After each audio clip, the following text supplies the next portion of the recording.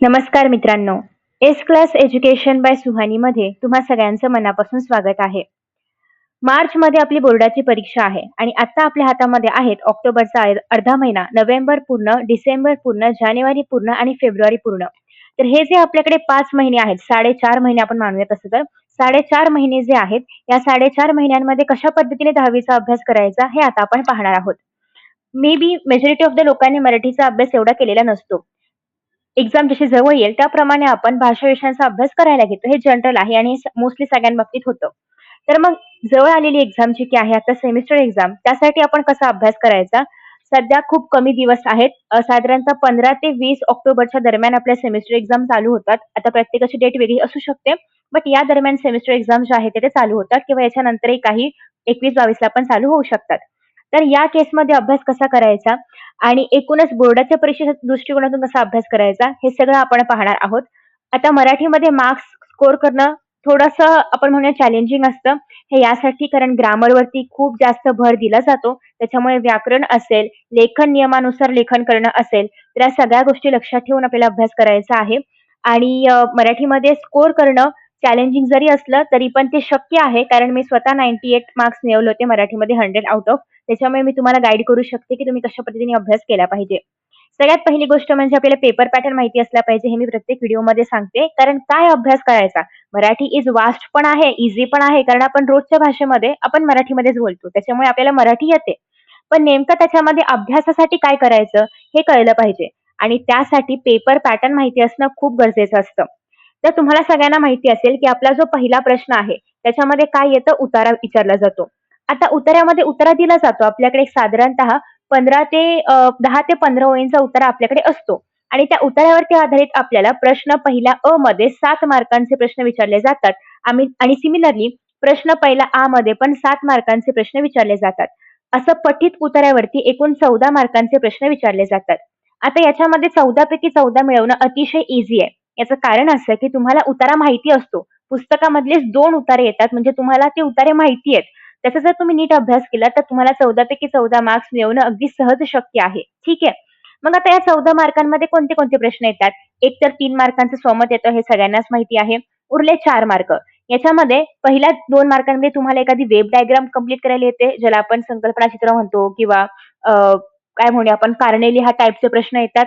दुसऱ्या याच्यामध्ये पण सिमिलरली त्याच प्रकारचे प्रश्न येतात, की लेखकांनी काय म्हटलंय किंवा ऑर्डर घटना ज्या आहेत त्या क्रमाने लावा वगैरे. अशा प्रकारचे प्रश्न तुम्हाला एक्झाममध्ये विचारले जातात. सो हे जे काही प्रश्न प्रकार आपण पाहिले हे सगळे प्रचंड ईझी असतात. कारण तुम्हाला उत्तरा दिलेला असतो. मग त्याच्यामध्ये कधी-कधी असं होतं, की अगदीच आपण अभ्यास नाही केलाय आणि तुम्हाला माहितीच नाहीये, की हे प्रश्न काय आहेत किंवा पठित उतारे पण अपठित वाटतात आणि मग एक्झाममध्ये ते वाचण्यासाठी, समजून घेण्यासाठी खूप वेळ द्यावा लागतो. तर असं जर होऊ द्यायचं नसेल, तर तुम्हाला पुस्तकामधले कोणते उतारे वाचायचे आहेत किंवा कोणते पाठ वाचायचे आहेत. तर तुम्ही मोस्टली पाहिलं असेल, की मराठीमध्ये साधारणतः जो काही पेपरचा ट्रेंड आहे, बरेचसे जे पॅसेजेस आहेत तर ते रिपीट होतात. सो तुम्ही ट्राय करा, की पी-वाय-क्यूज जे आहेत तर ते रेफर कराल. जेणेकरून तुम्हाला एक अंदाज मिळेल, की किती मोठा उतारा येतोय. साधारणतः खूप मोठा असा काही नसतो. 10 ते 15च ओळींचा असतो आणि तुम्ही त्याला वाचायचं म्हटलं तरी पण 5 मिनिटं पुरेशी असतात. ठीक आहे. म्हणजे खूप झाली पण 5 मिनिटं पुरेशी असतात.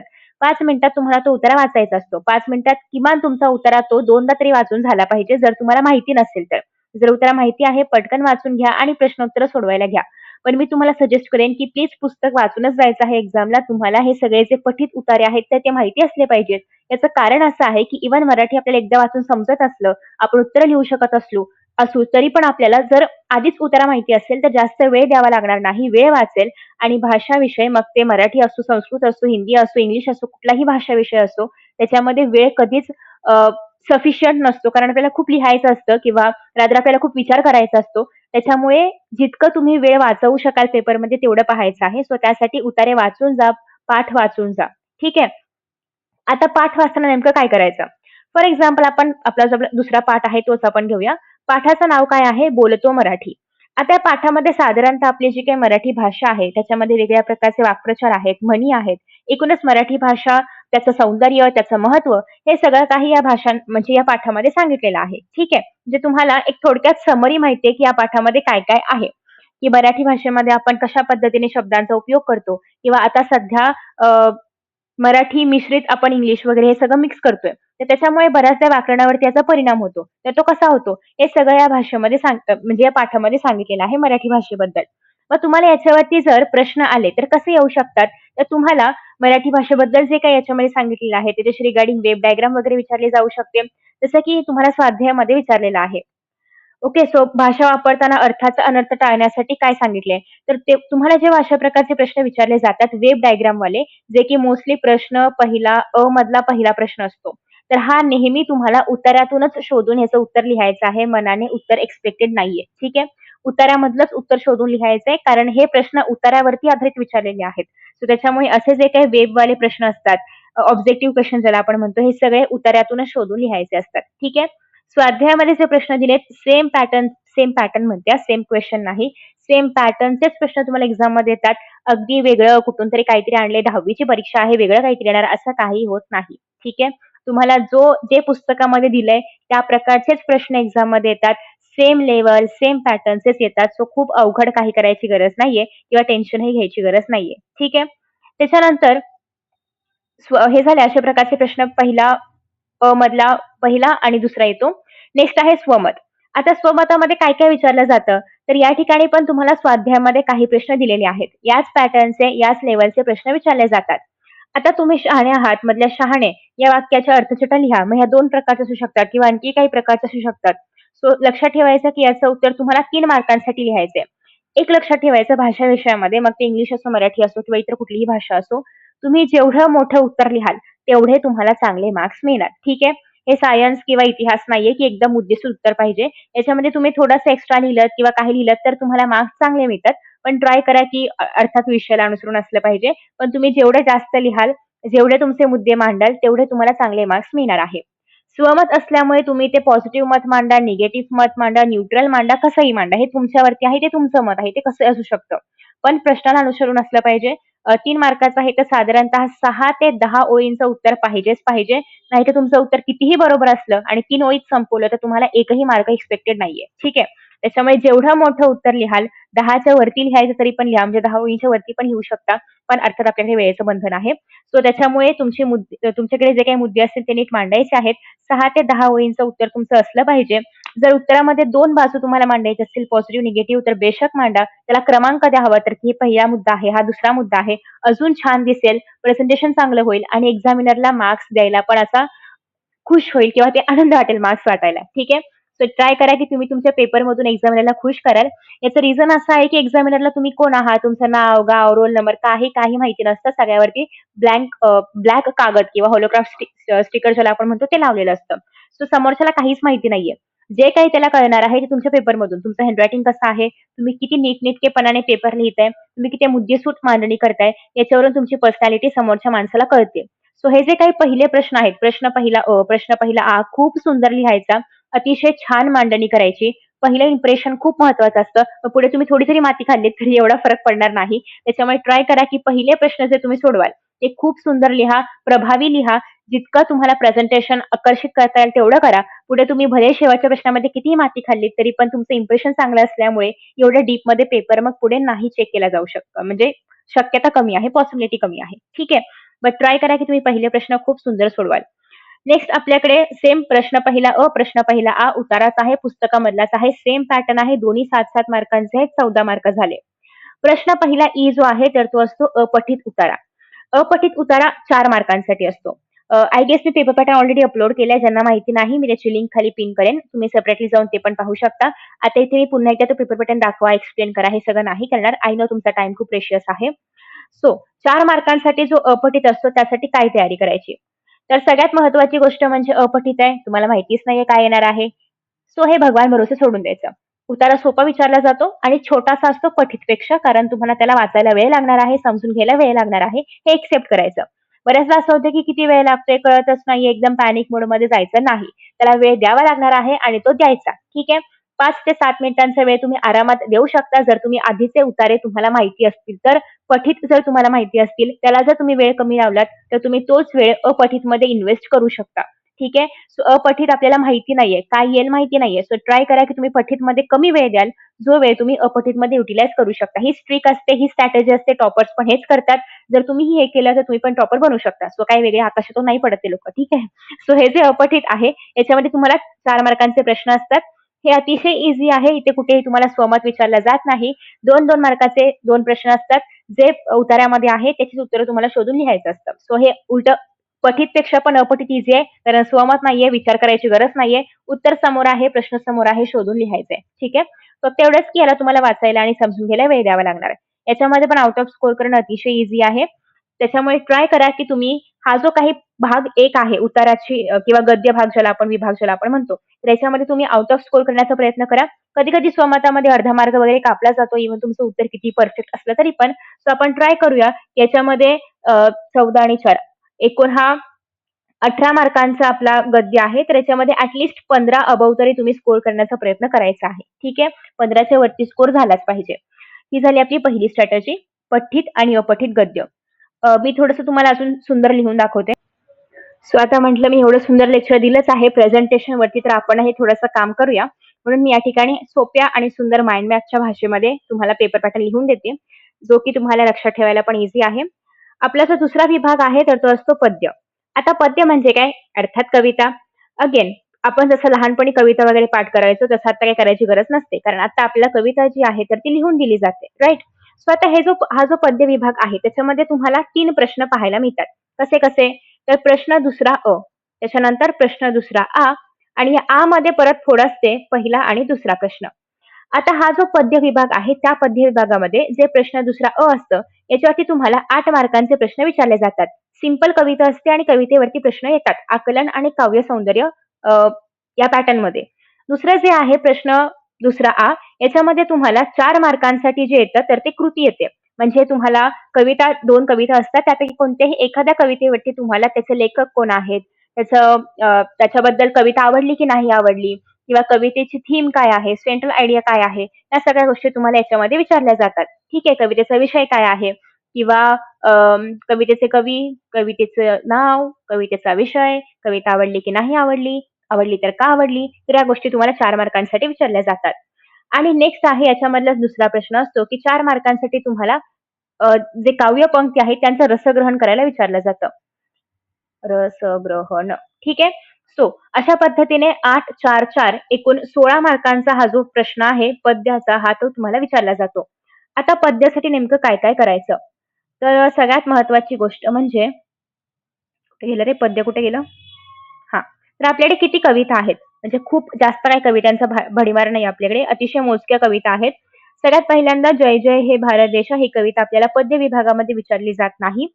उत्तम लक्षण ही एक कविता आहे. दुसरी कविता आहे ती म्हणजे वस्तू. तिसरी कविता आहे ती म्हणजे आश्वासक चित्र. 3 झाल्या. चौथी आहे भरत वाक्य. 5वी आहे खोद आणखी थोडेसे. 6वी आहे आकाशी झेप घेरे आणि 7वी आहे तू झालास मूक समाजाचा नायक. फक्त 7 कविता आपल्याकडे आहेत. ठीक आहे. मणक्या पेरणे लागा हे कवितेमध्ये येत नाही, स्थूल वाचनामध्ये येतं. ओके. सो याच्या 7 कविता आहेत. त्यातल्या एका कवितेवरती तुम्हाला प्रश्न दुसरा अ येणार म्हणजेच कविता देऊन त्याच्यावरती प्रश्न विचारले जाणार आकलन आणि काव्य सौंदर्यावरचे.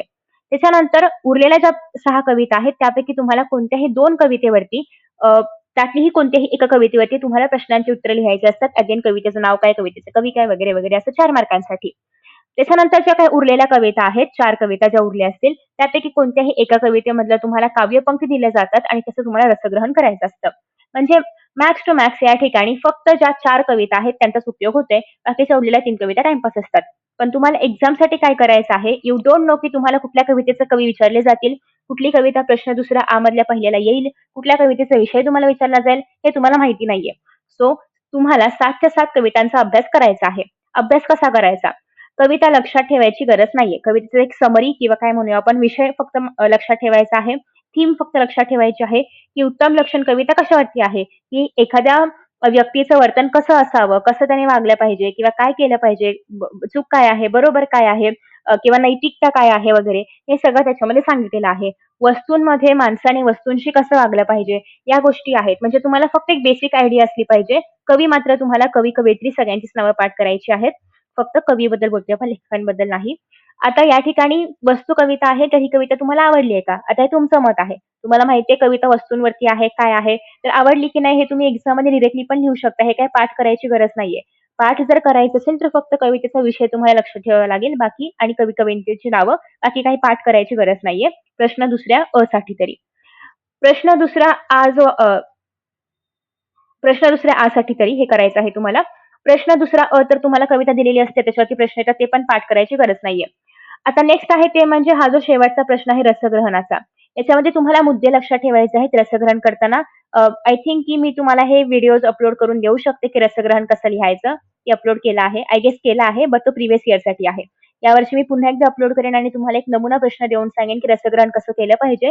कारण 4 मार्कांचा प्रश्न आहे. अतिशय महत्त्वाचा आहे आणि पद्यमध्ये मार्क्स स्कोर करणं ईझी आहे, पण रसग्रहणामध्ये किंवा काव्यसौंदर्यामध्ये मार्क्स जाऊ शकतात. तर ते कसं करायचं हे मी तुम्हाला सेपरेट व्हिडिओजमध्ये सांगेन. पण तुर्तास एवढंच लक्षात ठेवा, की या ठिकाणी कविता कुठे पाठ करायची गरज नाहीये. या प्रश्नामध्ये तुम्हाला कवितेचा विषय लक्षात ठेवायचा आहे. इथे तुम्हाला फक्त काही स्पेसिफिक मुद्दे लक्षात ठेवायचे आहेत रसग्रहणासाठी आणि हे सगळ्याच कवितेसाठी तुम्हाला करावं लागेल कारण 4 मार्कांचा प्रश्न आहे. कुठली कविता येईल ते काही आपण निश्चित नाही सांगू शकत. त्यामुळे रसग्रहण करताना मी तुम्हाला काही मुद्दे देईन, त्याच्या आधारे तुम्हाला प्रत्येक कवितेचं रसग्रहण करायचं आहे. जे खूप ईझी आहे, जास्त काही डिफिकल्ट नाही, रॉकेट सायन्स नाहीये. तुम्ही एकदा दोनदा जरी फक्त वाचलत ते रसग्रहण सगळ्या कवितांचं, तरी पण तुम्हाला ते करता येणार आहे. ठीक आहे? खूप अवघड असं काही नसतं त्याच्यामध्ये. तर अशा पद्धतीने आपण गद्य विभाग पाहिला, पद्य विभाग पाहिला 16 मार्कांचा. याच्यामध्ये साधारणतः ट्राय करायचं की तुम्ही 12च्या वरती मार्क्स स्कोर कराल. याच्यामध्ये आपलं टार्गेट होतं 15च्या वरती. त्याच्यानंतर तिसरा जो आपला विभाग आहे, अतिशय महत्त्वाचा विभाग आहे, तो म्हणजे स्थूल वाचनाचा. आता हा जो स्थूल वाचनाचा विभाग आहे, तर सगळ्यात पहिली आणि महत्त्वाची गोष्ट म्हणजे हे जे स्थूल वाचन आहे, याच्यामध्ये कुठल्याही प्रकारचा पॅसेज, पॅराग्राफ काहीही दिलं जात नाही. तुम्हाला कुठलंही इनपुट कंटेंट प्रोव्हाईड केलं जात नाही. तुम्हालाच सगळं काही लिहायचं असतं. 6 मार्कांचा एकूण हा प्रश्न असतो. याच्यामध्ये तुम्हाला 3 उपप्रश्न जे आहेत, तर ते विचारले जातात. आणि त्या ठिकाणी तुम्हाला या तिघांपैकी कोणतेही 2 सॉल्व्ह करायचे असतात. प्रत्येक प्रश्न हा 3 मार्कांसाठी असतो. आता स्थूल वाचनामध्ये काय-काय विचारलं जातं? आता सगळ्यात महत्त्वाची गोष्ट म्हणजे स्थूल वाचनामध्ये गिरिजा कीर, बालसाहित्यिका हा जो आपला पाठ आहे तर तो, मनक्या पेरेने लागा, वीरांगनामधले जे 2 पाठ आहेत तर ते आणि व्युत्पत्ती कोश. हे 4 पाठ तुम्हाला या ठिकाणी 6 मार्कांसाठी येतात. आता अर्थात 4 आहेत, पण त्यातले कुठलेही 3च येणार आहेत. सो तुम्ही कुठलातरी एखादा स्किप करू शकता. बट जो स्किप करणार आहात तो सोडून इतर जे काही 3 कराल तर ते परफेक्ट करायचे आहेत. आता कोणता स्किप करू शकता? तर या माझ्या मते मनक्या पेरेने लागा अजिबात स्किप करू नका. फक्त छोटीशी कविता आहे, अतिशय ईझी आहे, खूप मोठं रॉकेट सायन्स नाहीये. बालसाहित्यिका गिरिजा कीर हे पण अतिशय सोपं आहे. समजायला, वाचायला, जाणून घ्यायला सोपं आहे. व्युत्पत्ती कोश पण ईझी आहे. याच्यामध्ये साधारणतः व्युत्पत्ती कोशाचं महत्त्व वगैरे याच गोष्टी विचारल्या जातात. जास्त काही डीपमध्ये नाही जात. ठीक आहे. वीरांगना जर तुम्ही सोडलत, तर ट्राय करा की तुम्ही हे पहिले 3 हे जे 3 आहेत तर ते नीट कराल. कारण तुमच्याकडे एक ऑप्शन आहे की तुम्ही कोणतरी एक ऑप्शनला सोडू शकता इफ यू वॉन्ट. बट जे ऑप्शनला सोडाल त्याच्या व्यतिरिक्त जे इतर 3 आहेत, प्लीज ते परफेक्ट करायचे आहेत. आता करायचं म्हणजे नेमकं काय करायचं? सगळ्यात पहिल्यांदा स्थूल वाचनामध्ये स्थूल वाचन म्हणजे काय तुम्हाला खूप बारकाईने त्याचं वाचन करायचंय का तर तुम्हाला हे एक्झाममध्ये येणार आहे आणि कुठलाही पॅराग्राफ प्रोव्हाईड केला जात नाही. त्याच्यामुळे प्रत्येक गोष्टीचा अर्थ समजून घ्यायचा आहे. याच्यामधले स्वाध्यायामधले जे प्रश्न आहेत तर ते सगळे तुम्हाला करायचे आहेत कारण त्यातलेच मेजॉरिटी ऑफ द क्वेशन्स तुम्हाला एक्झाममध्ये येतात. बाहेरचं काही येत नाही. सो तुम्ही जर फक्त या स्थूल वाचनाचा स्वाध्याय केला तरी पण सफिशियंट आहे. एक्स्ट्रा काहीच करायची गरज नाहीये. सो स्वाध्याय इज द ओन्ली सोल्युशन. तुम्ही फक्त स्वाध्याय करायचा आहे याच्यामधलं. 3-3 मार्कांची उत्तरे लिहायची आहेत. सो अगदी पान भरून तुमचं उत्तर पान भरून म्हणजे 3/4 तरी तुमचं उत्तर असलं पाहिजे. 75% पान तुमचं भरलं पाहिजे. एवढं मोठं उत्तर तरी असावं. ठीक आहे. सो 6 मार्क याच्यामध्ये स्कोर करणं ईझी आहे. पण तुम्ही जर नीट उत्तर लिहिलं तर मुद्देसूद उत्तर लिहा. जर काही वेव्ह डायग्राम वगैरे विचारलं असेल तर ते नीट ड्रॉ करा. ते नीट अँड क्लीन ड्रॉ करा तर तुम्हाला त्या ठिकाणी मार्क्स मिळतील. कधी-कधी तुम्हाला काय केलं जातं, की या ठिकाणी 3 मार्कांचा एक प्रश्न आहे. तर साधारणतः या प्रश्नाची फोड 1 मार्क किंवा 2 मार्क अशामध्ये पण केली जाऊ शकते. साधारणतः तो पॅटर्न इतका प्रचलित नाहीये. तुम्हाला एकच प्रश्न दिला जातो आणि तोच सॉल्व्ह करायचा असतो. ठीक आहे. म्हणजे 3 मार्कांसाठी एक प्रश्न आणि दुसऱ्या 3 मार्कांसाठी दुसरा प्रश्न. ठीक आहे. सो यासाठी तुम्हाला फक्त पाठाचंच वाचन करायचं आहे आणि स्वाध्यायामधले प्रश्न सफिशियंट आहे. एक्स्ट्रा काहीच करायची गरज नाहीये. ठीक आहे. सो स्वाध्याय इज द बायबल. नेक्स्ट आहे प्रश्न 4था. आता 4थ्या प्रश्नामध्ये काय आहे? भाषा अभ्यास. भाषा अभ्यासमध्ये तुम्हाला काय-काय विचारलं जातं? सगळ्यात महत्त्वाची गोष्ट भाषा अभ्यास 16 मार्कांचा आहे. कुणीही स्किप करायचं नाहीये. अवघड आहे, व्याकरण आहे, मला येतच नाही असलं काही करायचं नाहीये. अतिशय सोपा टॉपिक आहे आणि 16 मार्क इज लाइक ह्यूज. त्याच्यामुळे कुणीही स्किप करायचं नाहीये. ठीक आहे. आता हे जे भाषा अभ्यास आहे याच्यामध्ये 2 भाग पडतात. एकतर पहिलं म्हणजे व्याकरणावरती आधारित प्रश्न असतात ह्याच्यामध्ये, जे की आपण म्हणतो प्रश्न चौथा अ मध्ये येतात आणि प्रश्न चौथा आ मध्ये जे काही आपलं भाषिक घटक आहेत त्याच्यावरती आधारित प्रश्न असतात. सो हे पण 8 मार्कांसाठी आहे. सो 8 आणि 8 16 मार्क. आता याच्या आतमध्ये कुठले प्रश्न येतात? लाइक तुम्हाला समास विचारले जातात, विरुद्धार्थी समानार्थी प्रश्न विचारले जातात, वाक्प्रचार विचारले जातात. तर हे जे काही प्रश्नांची फोडी आहेत, तर ते ऑलरेडी मी अपलोड केलेले आहेत. सो प्लीज तो व्हिडिओ पहा. जे व्हिडिओज मी तुम्हाला याच्यामध्ये सजेस्ट करते, प्लीज ते पहा. कारण या सगळ्यांवरती मी खूप डिटेलमध्ये व्हिडिओ बनवलेला आहे, की प्रश्न कोणते विचारले जाणार, कुठल्या स्वरूपाचे विचारले जाणार, लेखन नियमानुसार लेखन करा, असे पण प्रश्न याच्यामध्ये येतात. जर तुम्हाला पॅटर्न माहिती असेल, तर हे मार्क्स स्कोर करणं खूप ईझी आहे. आणि अगेन महत्वाची टिप याच्यामध्ये 16 पैकी 16च मिळाले पाहिजेत. कुठलंही कन्सेशन नाहीये. जसं आपण इथे म्हणतोय की ॲट 12 प्लस, ॲट 15 प्लस. यासाठी की कधी-कधी लेखनामध्ये आपली मत मांडताना आपण थोडंफार वरखाली होऊ शकतो. त्याच्यामुळे मार्क्स जाऊ शकतात. पण भाषा अभ्यासमध्ये अजिबात मार्क जाता कामा नये. 16 पैकी 16च मिळाले पाहिजेत. It's like mathematics. तुम्हाला येतंय तर तुम्हाला येतंय. नाही येत तर नाही येत. ठीक आहे. असं याच्यामध्ये अर्धं येतंय, एवढं येतंय असं नसतं. सो भाषा अभ्यास इज लाइक पूर्ण येतंय, पूर्ण लिहायचंय. ठीक आहे. 16 पैकी 16 इथे मिळालेच पाहिजेत without any excuses, without any reason, काही न देता. ठीक आहे. सो याच्यामध्ये कोणते प्रश्न येणार? व्हिडिओ अपलोड केलाय. प्लीज चेकआउट करा. कसा अभ्यास करायचा ते पण त्याच्यामध्ये सांगितलंय. भाषा अभ्यासामध्ये जे स्वाध्यायामधले व्याकरणाचे प्रश्न आहेत, त्याच्यावरतीच फोकस करा. इतर काही करायची गरज नाहीये. त्याच पॅटर्नचे किंवा कधी-कधी त्यातले पण प्रश्न एक्झाममध्ये येतात. ठीक आहे. समास कोणते येणार तेवढेच करायचे आहेत. एक्स्ट्राचे समास करायची गरज नाहीये. समासाचे प्रचंड खूप आहेत. आपल्याला तेवढे करायचे नाहीयेत. ठीक आहे. सो कुठले-कुठले समास करायचे हे पण मी त्या व्हिडिओमध्ये सांगितलंय. इन शॉर्ट तो व्हिडिओ तुम्ही जर पाहिलात तर तुम्हाला पूर्ण आयडिया मिळणार आहे भाषा अभ्यासची. ठीक आहे. नेक्स्ट आहे आता तो म्हणजे 5वा विभाग आणि शेवटचा विभाग. 5वा विभाग आहे तो म्हणजे लेखन, उपयोजित लेखन. उपयोजित लेखन म्हणजे सगळ्यांना माहिती आहे निबंध वगैरे सगळं याच्यामध्ये येतं. 24 मार्कांचं आहे उपयोजित लेखन. सो तुम्हाला कळतंय का, की आपण पूर्ण पुस्तक नाही वाचलं, आपण स्थूलवाचन नाही केलं, आपण उतारा नाही केला, आपण गद्य विभाग नाही केलं, तरी पण हे 24 आणि हे 16 असे मिळून एकूण आपण जे आहे तर ते 40 मार्क मिळवू शकतो. म्हणजे आपण फक्त उपयोजित लेखन आणि व्याकरणावरतीच 40 मार्क मिळवून पास होतोय. म्हणजे काही एक्स्ट्रा करायची गरज नाहीये. तुम्हाला अ, शाळेमधून जे आहेत तर ते एक्स्ट्राचे 20 मार्क म्हणजे साधारणतः 15 ते 20 दरम्यान मार्क्स मिळतातच. सो 60 मार्क तर आपण आरामात मिळवतोय 100 पैकी. म्हणजे इव्हन तुम्ही वरचं काही नाही केलं आणि तुम्हाला पुस्तक वाचायला अजिबात वेळ नाहीये, तुम्हाला कविता अजिबात आवडत नाही, तुम्हाला स्थूलवाचन नाही करायचंय, तरी पण फक्त भाषा अभ्यास आणि उपयोजितावरती तुम्ही पास होऊ शकता. बट आपलं टार्गेट आहे मॅक्सिमम मार्क्स स्कोर करणं, अगदी 100 पैकी 100 मिळवणं. त्याच्यामुळे तुम्हाला सगळा अभ्यास करायचा आहे. मी तुम्हाला एक जस्ट अंदाज दिला, की तुम्हाला वरचं काहीच करायचं नाहीये. फक्त असं एक आपल्या मनाने पेपर लिहायचंय, तर ते तुम्ही उपयोजित लेखन आणि व्याकरणाच्या आधारे पण करू शकता. ठीक आहे. आता हे जे 24 मार्कांचं आहे त्याची फोड कशी केली आपण बघूया. याच्यामध्ये तुमच्याकडे 3 उपप्रश्न असतात. प्रश्न 5वा अ, प्रश्न 5वा आ, प्रश्न 5वा ई. ठीक आहे. अ मध्ये तुम्हाला 2 येतात प्रश्न और आहे याच्यामध्ये. एकतर तुम्ही पत्रलेखन करायचं आहे किंवा एकतर तुम्ही सारांश लिहायचा आहे. आणि हे किती मार्कांचं आहे? 6 मार्कांचं. आता सारांश कुणाचा लिहायचा आहे? कुणाचा म्हणजे कोणत्या उत्तराचं लिहायचं आहे? तर इथे जो आपण अपठित उतारा केला होता, याचाच तुम्हाला इथे सारांश लिहायचा आहे. ठीक आहे. सो तुम्ही जर प्रश्न पहिल्या ई मध्ये जो उतारा आहे तर तो नीट वाचला असेल तर तुम्हाला सारांश लेखन करणं सहज शक्य आहे आणि 6 मार्क मिळवणं पण. कारण सगळ्यात महत्वाची गोष्ट म्हणजे सारांश आहे तो खूप मोठा लिहायचा नसतो. सो वेळ तुम्हाला याला कमी लागणार आहे. दुसरी गोष्ट, प्रश्न पहिल्या ई मध्ये जो उतारा आहे त्याच्यावरती जे प्रश्न विचारले होते, ठीक आहे ना, खाली जे काही प्रश्न विचारले होते, अर्थात तो महत्वाचा मुद्दा असणार आहे त्याच्यामुळे प्रश्नांमध्ये विचारला. त्याच्यामुळे तुम्हाला त्या प्रश्नांच्या अनुषंगाने उत्तरं समजून घ्यायचं आहे आणि ते जे प्रश्नांमध्ये विचारलेले प्रश्न आहेत, म्हणजे जे काही प्रश्न विचारलेले आहेत, ते मुद्दे घ्यायचे आहेत तुम्हाला सारांश लिहिताना, कारण ते महत्त्वाचे असणार आहेत. ठीक आहे. सो तुम्ही ते ट्राय आउट करू शकता. दुसरी गोष्ट म्हणजे सारांशला टायटल किंवा शीर्षक देणं मॅन्डेटरी आहे. विदाऊट शीर्षक तुमचे मार्क्स जातील.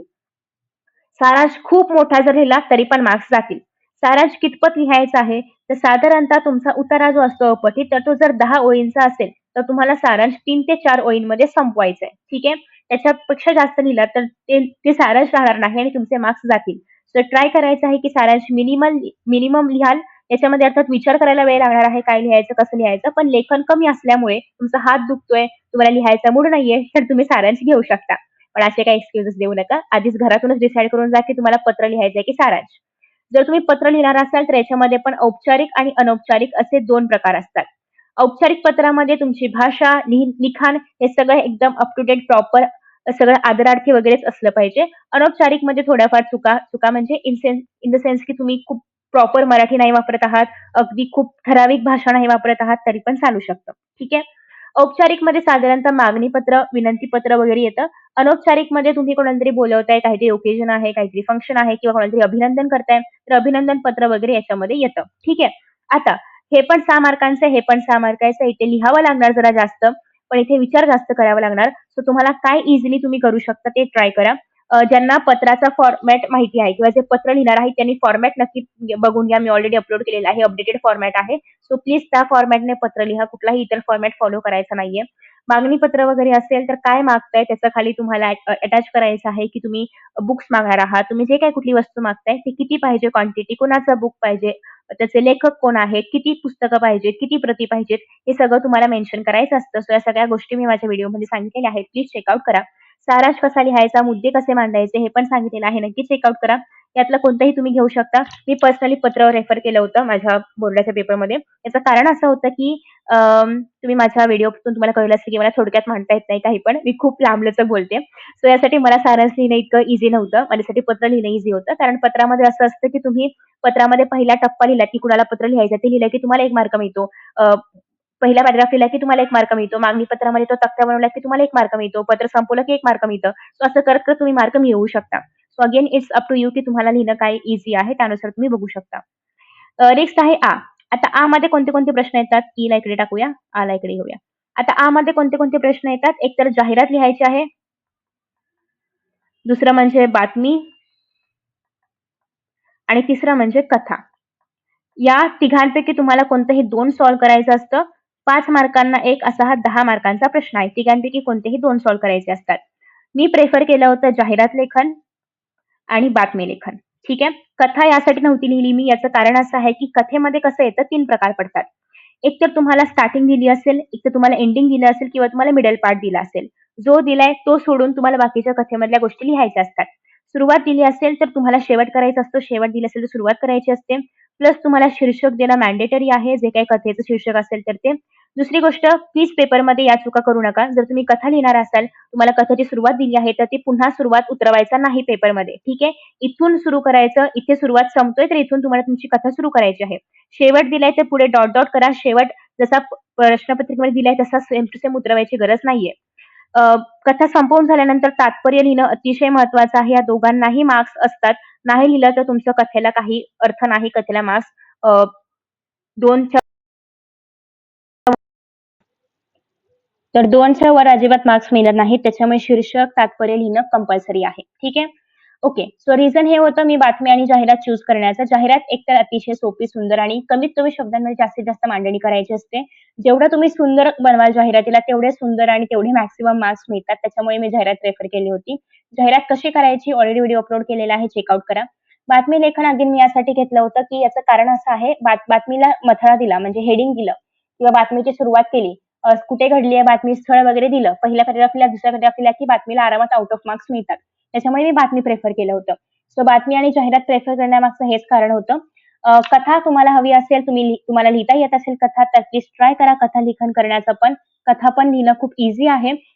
इट डिपेंड्स ऑन यू की तुम्ही किती पटापट विचार करू शकता, कथा किती पटापट डेव्हलप करू शकता. कारण कथा इज ऑल अबाउट इमॅजिनेशन. प्रत्येक वेळी गरजेचं नाहीये की तुम्हाला जी माहिती आहे कथा तीच एक्झाममध्ये येईल. त्याच्यामुळे ट्राय करा की तुम्हाला जर ती इमॅजिनेशन पॉवर असेल, तुम्ही जर गोष्टी इमॅजिन करू शकताय, ते मांडू शकताय, तर कथा लिहिणं पण सुंदर आहे. ठीक आहे. सो या पद्धतीने तुम्हाला तिघांपैकी कोणतेही 2 सॉल्व्ह करायचे असतात. सगळ्यांवरती व्हिडिओज अपलोड केलेले आहेत. चेकआउट करू शकता. आता जो ई आहे, ई मध्ये काय काय येतं? ई 8 गुणांचा आहे. खूप महत्वाचा प्रश्न. याच्यामध्ये तुम्हाला निबंध येतात. वैचारिक निबंध, काल्पनिक निबंध आणि 1 मिनिट. वैचारिक निबंध, काल्पनिक निबंध आणि अजून एक कुठला बरा प्रकार असतो? काहीतरी विसरते मी. वैचारिक निबंध असतो, एकतर आत्मकथनावरती लिहायचा असतो. हां, आठवलं मला. प्रसंग लेखन असतं, प्रसंग लेखन. अगेन मी याच्यामध्ये प्रेफर केलं होतं आत्मकथा किंवा काल्पनिक ज्याला आपण म्हणतो आत्मकथा, मनोगत ते प्रेफर केलं होतं. अगेन याचं कारण असं आहे की आत्मकथा, मनोगतमध्ये आपला हक्क असतो. आपण काहीही लिहू शकतो. आपण विचार करतोय, आपल्याला लिहायचं आहे. सो सपोज फळा बोलतोय, फळा काय पण बोलेल यार, मला बोलवायचंय फळाला, असं मी त्याच्याशी काहीही बोलू शकते, त्याच्याशी काही बोलून घेऊ शकते. त्याच्यामुळे मी आत्मकथन प्रिफर केलं होतं. पण 8 मार्कांसाठी जेव्हा तुम्ही लिहिताय, मॅक्सिमम लिहिणं कंपल्सरी आहे. 2-2.5 पानं लिहिणं एक्स्पेक्टेड आहे. मुद्देसूद लिहायचे. शक्यतो प्रेझेंटेशन चांगलं ठेवा, कारण तेवढी 2.5 पानं वाचायला वेळ कुठल्याही परीक्षकाकडे नसतो. सुरुवातीची काही वाक्य, मधली काही वाक्य, शेवटची काही वाक्य वाचली जातात. त्याच्यामुळे जर तुम्ही अजिबात खाडाखोड न करता लिहिलं असेल, तर बेस्ट तुम्हाला साधारणतः 6च्या वर मार्क आरामात मिळतात. दुसरी गोष्ट, एखादा शब्द चुकलाय, चुकू द्या. त्याला कट करायची काहीच गरज नाहीये. एक्झामिनर प्रत्येक शब्दाचा वाचून बघणार नाहीये. त्याच्यामुळे थोडीशी त्याची पण मानसिकता समजून घ्या, की एवढे सगळे पेपर चेक करायचे आहेत. प्रत्येक शब्द वाचून नाही पाहू शकत. पण तुम्ही जाणून-बुजून त्याला असं कट-कट केलं, तर मात्र नजर जाणार आणि तो शब्द वाचला जाणार. अशा चुकलाय शब्द, वेलांटी चुकले, काना चुकलाय, मात्रा चुकलाय, चुकू द्या. काही त्याला करेक्ट करायची गरज नाहीये. कारण एवढ्या 2.5 पानांच्या निबंधामध्ये एखादा शब्द चुकला तरी काही फरक पडत नाही. पण मुद्दाम चुका करू नका. चुका झाल्या असतील तर ठीक आहे. पण चुकलं असेल तर खाडाखोड करू नका. जसा शब्द लिहिलाय असू द्या तसाच. वेलांटी चुकले, कानामात्रा चुकल्या, तसाच चुकलेला असू द्या. किंवा कधी-कधी आपण असं लिहिताना होतं ना, एखादा शब्द डबल लिहिला जातो, तर, उगाचच जर, असं डबल-डबल लिहिलं जातं आणि डबल लिहिलं जातं. लिहू द्या डबल, काही फरक पडत नाही. कट-वट करायची गरज नाहीये. ठीक आहे? सो हे ट्रिक्स असतात, की तुम्हाला समोरच्याला कळू द्यायचं नाहीये, की आपण चुकलंय, तुम्हाला माहितीये, त्यांना थोडीच माहितीये. ठीक आहे? चुकलंय, चुकू द्या. ठीक आहे? कुठेही कटछाट करायची नाहीये. जाणवून द्यायचं नाही, की आपण तिथे चुकलोय. वैचारिक लिहिणार असाल तर तुम्हाला मुद्देसूद मांडणी कंपल्सरी करायची आहे. कुठलाही मुद्दा आहे, त्याच्या 2 बाजू असतात. दोन्ही बाजू मांडायच्या आहेत. जनरल एक्झाम्पल आहे सध्याचं जर आपण घेतलं, तर महिलांच्या सुरक्षिततेबद्दल जर काही प्रश्न विचारला गेला, तर त्यासाठी काही आपण उपाययोजना केल्या पाहिजेत, असा जर निबंध तुम्हाला लिहायचा असेल, तर त्या उपाययोजना करणं का गरजेचं आहे? उपाययोजना नाही केलं तर काय होईल? आणि केलं तर काय होईल? सो म्हणजे तुम्हाला दोन्ही मुद्दे मांडायचे आहेत, की उपाययोजना केल्याने काय होईल? न केल्याने काय होईल? तुमच्या मते कोणत्या उपाययोजना केल्या पाहिजेत? त्याच का केल्या पाहिजेत? आणि शेवट करताना तुम्हाला एखादी घटना आठवत असेल किंवा काही आठवत असेल किंवा याच्यावरती तुम्हाला तुमचे काही व्यक्तिगत विचार मांडायचे असतील, ते तुम्ही मांडायला फ्री असता. फक्त एवढंच, की तुम्हाला दोन्ही बाजूने विचार करायचा आहे. कुठलाही एक विचार तुम्ही मांडू शकत नाही. तुम्हाला त्या विचाराचे एस्पेक्ट्स मांडावे लागतील, वेगळे व्ह्यूज मांडावे लागतील, वेगळे पैलू मांडावे लागतील. ठीक आहे? लास्ट आहे ते म्हणजे प्रसंगलेखन. ॲक्चुअली प्रसंगलेखन आधी असतं आणि आत्मकथन नंतर असा क्रम आहे. बट ठीक आहे, आपल्याला क्रमाशी काय करायचंय, पेपरमध्ये नीट पाहून लिहायचंय क्रम लिहिताना. प्रसंगलेखनामध्ये कसं असतं, कुठलाही प्रसंग दिला जातो. अर्थात हे तुमच्या इमॅजिनेशनवरती आहे. दुसरी गोष्ट, तुम्ही तो प्रसंग रिअल लाईफमध्ये एन्जॉय केला असेल, केला नसेल, तरी पण तुम्हाला इमॅजिन करून ते प्रसंगलेखन करायचं असतं. फॉर एक्झाम्पल, तुमच्या आयुष्यातला पहिला पाऊस, तुम्ही पाऊस भले आयुष्यात कधी नाही बघितला, तरी पण तुम्हाला तो पाऊस इमॅजिन करून लिहायचा आहे. सो प्रसंगलेखन असं असतं साधारणतः. तर तुम्हाला जर इमॅजिनेशन तुमची पॉवर चांगली असेल किंवा तुम्हाला गोष्टी इमॅजिन करता येतायत, तुम्ही जो काही अनुभव घेतलाय तो तुम्हाला थोडक्या मोजक्या शब्दात मांडता येतोय व्यवस्थित प्रभावीरित्या, तर तुम्ही प्रसंगलेखन पण निवडू शकता. पण अगदीच तुम्हाला माझ्याकडून ओपिनियन हवं असेल, तर मी सजेस्ट करेन, की मनोगत किंवा आत्मकथन लिहिणं कधीही ईझी आहे. कारण आपण तिथे काहीही लिहू शकतो. आपल्या हातामध्ये आहे, की त्या व्यक्तीला कसं बोलतं करायचं, त्या वस्तूला कसं बोलतं करायचं. त्याच्यामुळे मी तर ते प्रिफर केलं होतं. पण तुमची इमॅजिनेशन पॉवर चांगली असेल, तुम्ही प्रसंगलेखन लिहा. तुमची वैचारिक क्षमता चांगली आहे, तुम्हाला दोन्ही बाजू लक्षात घेऊन काहीतरी मांडता येतं, वैचारिक लिहा. कारण वैचारिक लिहिणारी मुलं खूप कमी असतात. तर तुम्ही जेव्हा वैचारिक हा विषयच निवडता, तेव्हाच परीक्षकाला कळते, की अरे याने अर्धी लढाई इथेच जिंकली. कारण मोस्टली प्रसंगलेखन आणि त्यात पण आत्मकथन जास्त मुलं लिहितात. त्याच्यामुळे जर तुम्ही वैचारिक निवडताय, तर तुम्ही इट्स लाइक प्रो, की तुम्ही त्या ठिकाणीच लढाई जिंकलेली आहे. समोरचा पण इम्प्रेस होतो, की अरे ह्याने वैचारिक लिहिलंय म्हणजे नक्कीच काहीतरी चांगलं लिहिलं असणार. त्याच्यामुळे जर तुमच्याकडे ती क्षमता आहे, तुम्ही जर लिहू शकताय, तर प्लीज गो फॉर वैचारिक, कारण कॉम्पिटिशन कमी आहे. ठीक आहे? तर अशा पद्धतीने आपण साधारणतः एक पेपर पॅटर्न कसा आहे, थोडक्यात अभ्यास कसा करायचा, निबंध लिहिताना कोणत्या गोष्टी लक्षात ठेवायच्या, कोणत्या मुद्द्यांवरती निबंध लिहायचा, हे सगळं पाहिलंय. जे काही मुद्दे मी याच्यामध्ये क्लिअरली नाही सांगितले, ते म्हणजे भाषा अभ्यास असेल, बाकी जाहिरात, बातमी, कथा कसं लिहायचं, पत्र कसं लिहायचं, कारण याच्यावरती मी डिटेलमध्ये व्हिडिओ अपलोड केलेत आणि ते तुम्ही त्या व्हिडिओवरती जाऊन तो सेक्शन बघू शकता. सो आय होप की तुम्हाला या व्हिडिओचा नक्कीच फायदा होईल. आता सध्या अभ्यास करताना पहिली गोष्ट म्हणजे पुस्तक वाचायचंय. पुस्तक इज द मेन थिंग. त्याच्या बाहेरचं कुठेही काही विचारलं जात नाही. फक्त अपठित सोडता. ठीक आहे? सो त्याच्यामुळे व्याकरण असू दे, काहीही असू दे, पुस्तकाशीच रिगार्डिंग असणार आहे. प्लीज पुस्तक वाचा. सगळे त्याच्यामधले उतारे वाचण्याचा प्रयत्न करा. कविता तर तुम्हाला वाचायच्याच आहेत, because you should have idea की कवितामध्ये काय आहे. ठीक आहे? तुम्हाला थोडंफार त्याचा विषय माहिती पाहिजे, त्याचे कवी-कवयित्री माहिती पाहिजेत. आवडली आहे का कविता, नाही आवडली का, हे लिहिता आलं पाहिजे. स्थूल वाचनामध्ये तर तुम्ही वाचलंच पाहिजे, त्याच्याशिवाय दुसरा काही ऑप्शनच नाहीये because you don't know the story. कारण ती कोणीतरी तुम्हाला सांगितली अशी नाहीये. तुम्हाला ते स्वतःलाच वाचावं लागेल. बाकी भाषा अभ्यास, उपयोजित याचं थोडंसं तुम्ही मनाने लिहू शकता. एक्झाम जेव्हा जवळ येईल, एक्झामला जेव्हा साधारणतः 1 आठवडा शिल्लक असेल किंवा तुमची आता सेमेस्टर एक्झाम जर जवळ येत असेल, तर ट्राय करा की तुम्ही त्याच्या आधी 1, 2, 3 नमुने बघाल उपयोजित लेखनाचे. जेणेकरून तुम्हाला आयडिया येईल की कसं लिहिलं जातं. Because it's not always like possible for us की आपण प्रत्येक उपयोजित उपयोजित लेखन लिहूनच पाहू किंवा लेखनच करून पाहू. एखाद दुसरं तुम्ही सॅम्पलसाठी लिहून बघू शकता की किती वेळ लागतोय, किती विचार करू शकतो आपण त्या गिव्हन टाईम स्पॅनमध्ये. यासाठी तुम्ही ट्राय करू शकता. बट शक्यतो तुम्ही वाचन करण्याचा प्रयत्न करा. वेगळे पुस्तक आहे ते वाचन करा किंवा मी जे काही नमुने अपलोड केले आहेत ते बघा. जेणेकरून तुम्हाला एक आयडिया मिळेल. सो तुम्हाला असेच व्हिडिओ इंग्लिशसाठी, संस्कृतसाठी, हिंदीसाठी, इतर विषयांसाठी पाहायला आवडतील का? नक्की मला खाली कमेंट बॉक्समध्ये सांगा. व्हिडिओ कसा वाटला हे सांगायला विसरू नका. कारण ॲज यू नो की हा व्हिडिओ खूप मोठा आहे. सो शूट करायला पण तेवढाच वेळ लागलाय आणि बडबड करायला मला आवडतंच. So thank so much for watching this video and see you in the next video. Bye bye.